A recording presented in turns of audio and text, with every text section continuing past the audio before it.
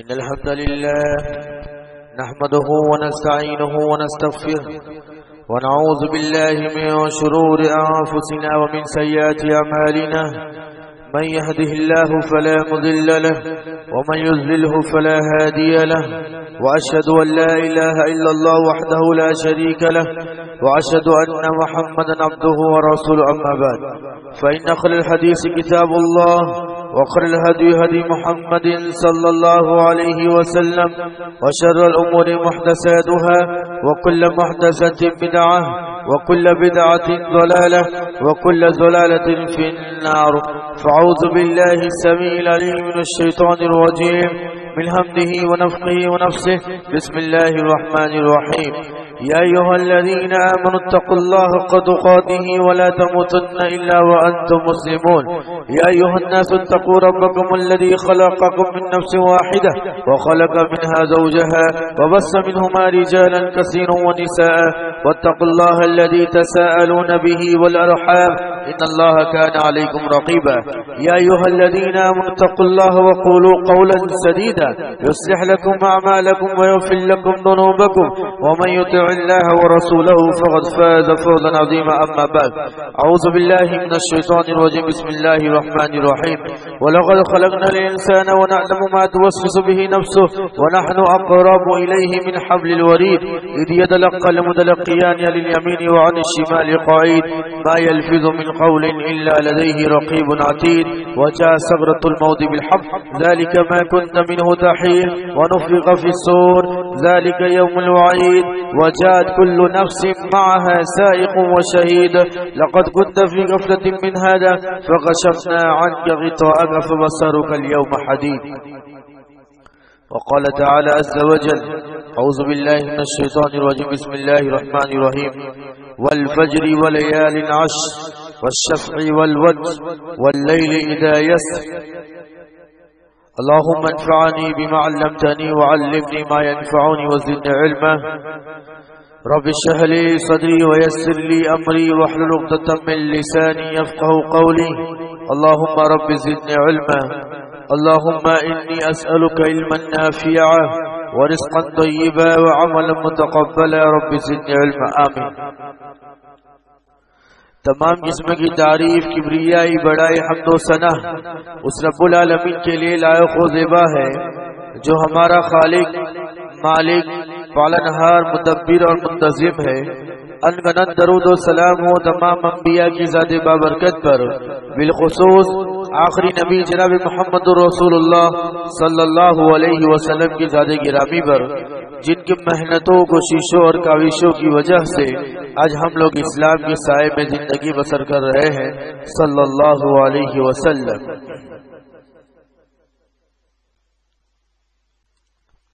پیارے بزرگوں نوجوان ساتھیوں پیارے بچوں اور خواتین ملت آج کے جمعہ خطبہ میں اب لوگوں کے سامنے موسم کے اعتبار سے ذی الحجہ کے پہلے 10 دنوں کی فضیلت اور اس 10 دنوں میں کون سے عمل زیادہ کرنے چاہیے وہ کچھ باتیں آپ کے سامنے لے کر کھڑا ہوا ہوں. دیکھیے آج ذی القعدہ کی 22 تاریخ ہے 22واں چاند ہے شاید کہ اگلے ہفتے انشاءاللہ ذی الحجہ کا مہینہ آ جائے اور وہ مبارک 10 دن جو قرآن اور حدیث کے اندر جس کی بڑی فضیلت آئی ہے افسوس کے ساتھ کہنا یہ پڑتا ہے کہ ہم لوگ ان دنوں کی تیاری نہیں کرتے ہیں جیسی کرنی چاہیے. دیکھیے ہم سب کے دل و دماغ کے اندر رمضان کی ایک فضیلت ہے رمضان مہینے کی ایک پوترتا ہوتی ہے اور ہم سب اس مہینے کے آنے سے پہلے اکثر تیاریاں کر لیتے ہیں. یہ سب آپ بھی جانتے ہیں ہم بھی جانتے ہیں. دیکھیے یہ بھی 10 دن جو آ رہے ہیں ذی الحجہ کے مہینے میں شاید کہ ہم اس کی فضیلت کو جانتے نہیں ہیں یا ہم کو پتہ نہیں ہے یا پتہ ہے تو ہم کرنا نہیں چاہتے. ان 10 دنوں کی فضیلت بھی رمضان کی جیسی ہی فضیلت بیان کی گئی ہے، میں آپ کے سامنے بیان کروں گا انشاءاللہ۔ بڑی فضیلت ہے میرے بھائی، اللہ تعالیٰ ہر انسان کو موقع دیتا ہے، مہلت دیتا ہے، وقت دیتا ہے، اللہ تعالیٰ موسم دیتا ہے نیکیاں کمانے کا۔ رمضان کا مہینہ چلا گیا، 2 مہینے کے بعد اللہ تعالیٰ نے پھر ایک موسم لا دیا کہ میرا بندہ زیادہ سے زیادہ نیکیاں کمائے، اپنے گناہوں کی معافی مانگے، نیکیوں کے کاموں میں آگے بڑھ جائے۔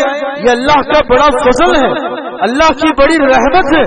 اللہ تعالیٰ اپنے بندے کے لیے بندوبست کرتا ہے، اللہ تعالیٰ اپنے بندوں کے لیے بخشنے کے لیے، مغفرت کے لیے اللہ تعالیٰ زیادہ سے زیادہ وقت دیتا ہے، اللہ تعالیٰ مہلت اور موقع دیتا ہے، لیکن ہم انسان ہیں کہ اس مہلت اور ترک کو اپناتے نہیں۔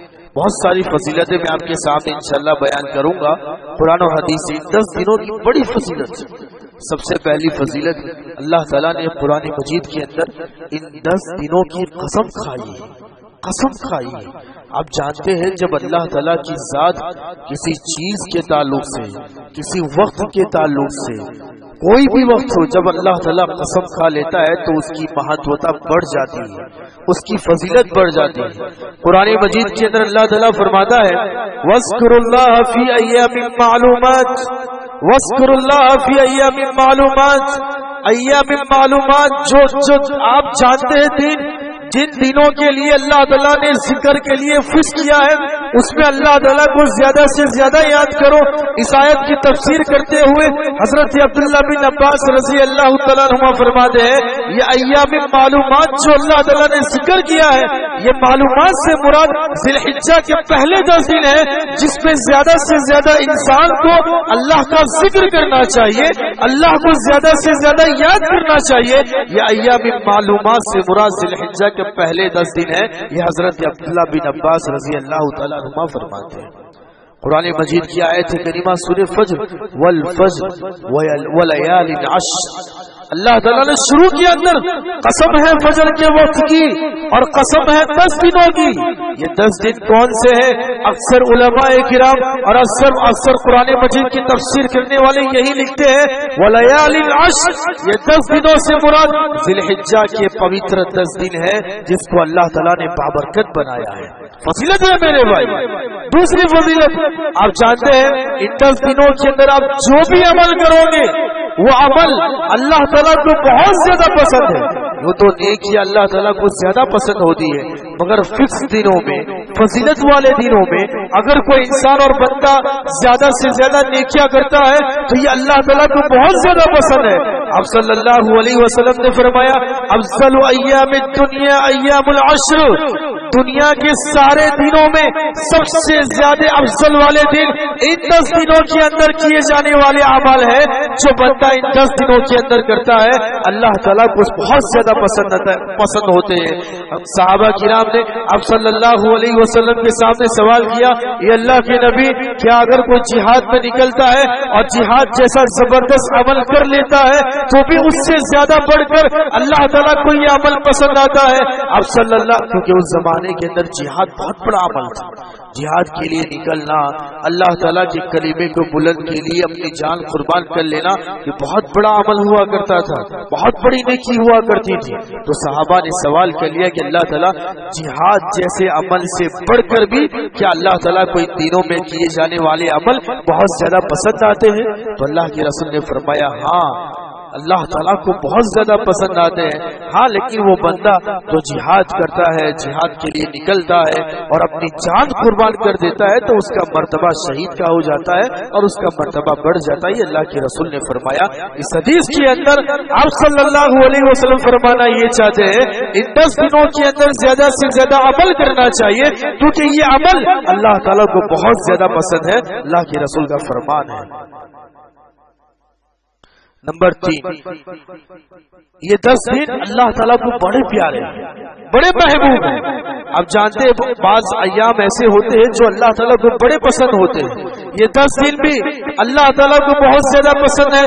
اب صلی اللہ علیہ وسلم کی حدیث ہے, حدیث کی سمجھوتی میں آپ کے سامنے بیان کر رہا ہوں. اللہ کے نبی صلی اللہ علیہ وسلم فرمایا دنیا کے جتنے بھی دن ہیں سارے دنوں میں سب سے زیادہ اہم اور فضیلت اور محبوب ترین اگر کوئی ایام ہے دن ہے تو وہ یہ 10 دن ہے جو اللہ تعالیٰ کو بہت زیادہ پسند ہے.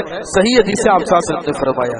نمبر 4, ان 10 دنوں کے اندر عرفہ کا دن ہوتا ہے. عرفہ کا دن بڑا پیارا دن ہوتا ہے. 9ویں تاریخ عرفہ کا دن ہوتا ہے.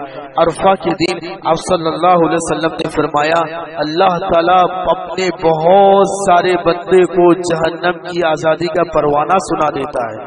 آج یہ بندہ جہنم سے آزاد ہے.